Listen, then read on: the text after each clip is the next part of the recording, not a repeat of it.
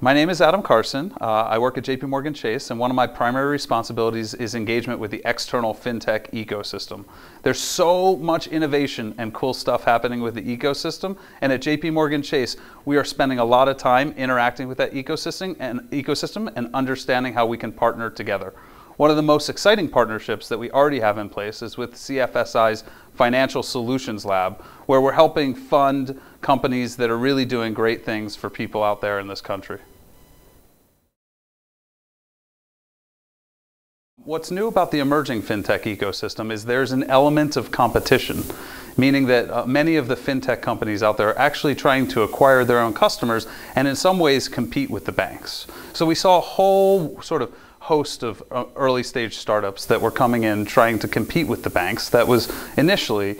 Since then, we've seen a little bit of a change, which is that many of those companies that were competing with the banks have decided that they actually want to partner with the banks. And so they've come to us in a variety of forms looking to essentially partner with the banks. Lastly, what we've seen is some companies who have taken, let's call it the old school approach to fintech, and are actually building software companies with the express concern of trying to power the banks and sell software to the banks. So fintech, not new. We've definitely seen an evolution, but certainly what has been new is the competition coming from this startup space.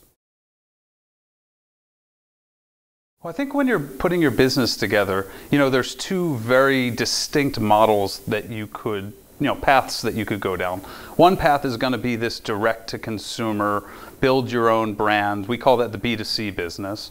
And then there's more akin to a software company where you're just selling technology, hoping to actually sell it to banks and more established financial institutions. And we would call that, in this case, the B2B model. Both models can be successful. You see a lot of companies tackling both.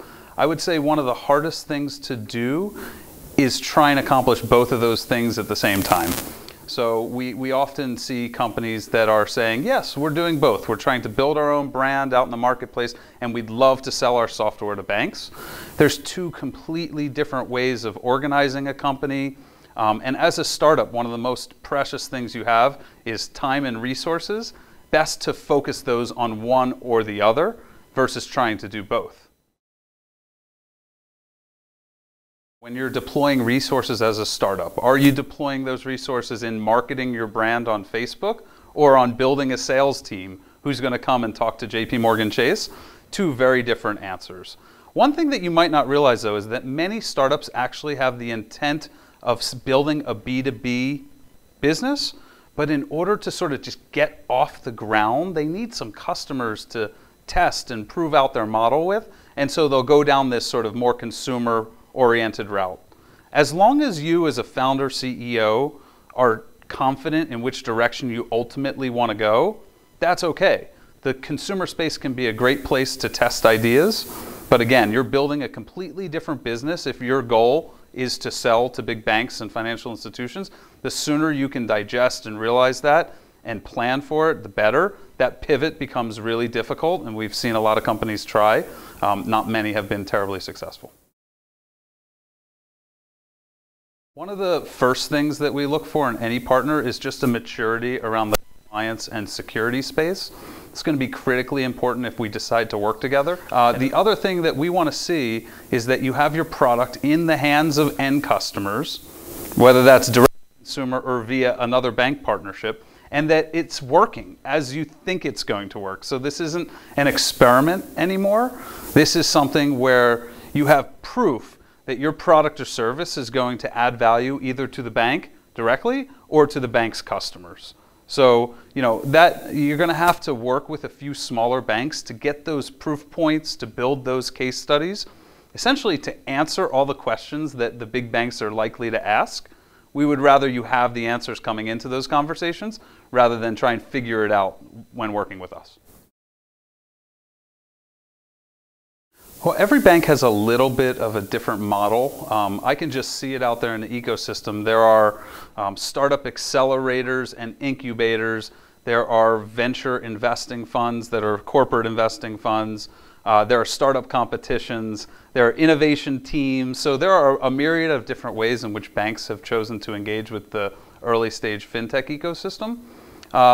the best sort of way to do it is to come in through someone you know. Whether that's finding them over LinkedIn or using a network that you have, using an advisor, using an investor. A warm introduction to a company is probably the best way to come in. That being said, you want to try and navigate to the organization that's best for your business. In some cases, that might be one of the teams that's dedicated to innovation. In some cases, that might be actually in the business in which you hope to ultimately sell into.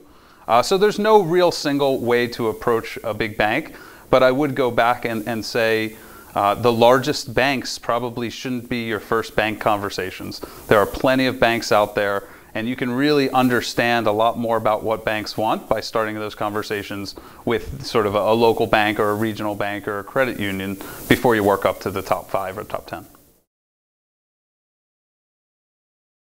I would say you probably want to start approaching smaller banks as soon as possible. There's no replacement or alternative to getting real customer feedback, and if ultimately you're looking to partner or sell to banks, those are your customers.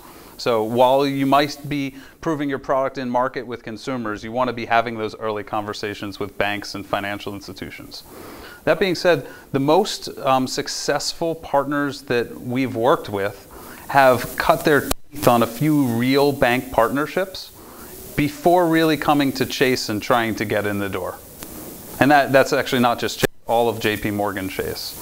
So when we find a company that's just a little bit more mature, has a few partnerships under their belt, have gone through the security and the risk and the compliance reviews, and know the questions and the answers to the questions that we're going to ask, those have been very successful. It's not to say that you can't be successful coming in at an earlier stage, but it's likely to take a little bit more time, and different banks have different tolerances for sort of learning with or co-development. You might find a bank that wants to co-develop a product with you and maybe maintain some exclusivity. On the other hand, you might find a bank that really just wants to find stuff that works and roll it out to their customer base.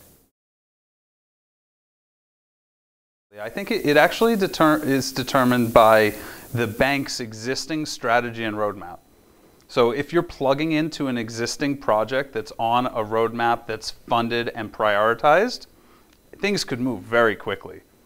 If you're not plugging into an existing project that's prioritized and funded, you're likely trying to influence people to create a project.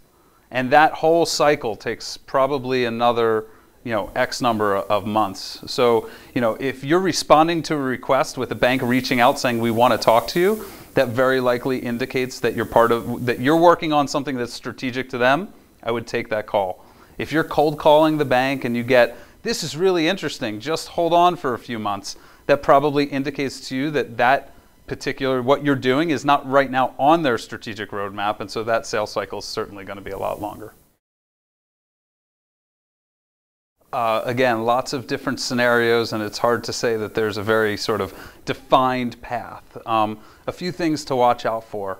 One, at some point, if this is becoming serious, you're likely to have some executive interaction.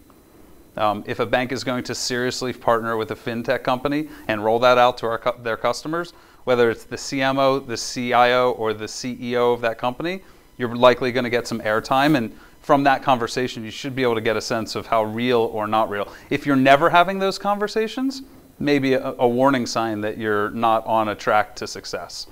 The other sort of watch out is that there are a lot of innovation groups floating around Wall Street and in the big banks. Sometimes those groups are really well integrated into the business and they serve as a pipeline and a feeder into the business. Those would be great groups to work with. The watch out caveat is for some groups that are innovating for the sense of innovation and trying to just create, proof of concepts and pilots with no real sense of priority or result. If that goes well, where is it going to go? So before engaging in pilots, you should have a very clear understanding of, if this pilot is successful, what is the path? If it's just a pilot for a pilot, you might want to hold off on spending your resources on a project like that. When we talk, and where we have been talking about fintech partnerships, that's in terms of partnering with a fintech to bring a new service to the bank's customers. However, we are a bank, and we like to bank fintechs as well. And that's everything from a business banker to your merchant services. And as you grow from startup to well-funded startup to sort of successful public company, we have banking services all up and down the spectrum. Treasury services and cash management to lending, corporate cards, the list goes on and on. I think that the conversation around how do we leverage the bank's services to power our company essentially is better had with the business banker or the merchant services sort of banker who's there to help bring the power of the bank to you versus the teams that you're likely to be talking about how do we partner close together. Certainly there's likely a bridge to be made there, but really two separate conversations. One is we're a startup, we need a bank to do X, Y, and Z. We'd certainly be happy to talk to you about that. The second is we want to partner with a bank to do something great with the bank. And those two conversations, while you might think that they're sort of one, are really two distinct conversations at JPMorgan Chase. If you're a fintech startup, exciting, good luck to you. You have a really exciting opportunity in front of you. The world of financial services is changing and innovation is ripe. That being said, if you're looking to talk to JPMorgan Chase, if you want to partner with us one day, we would love to hear from you, and please get in touch with us.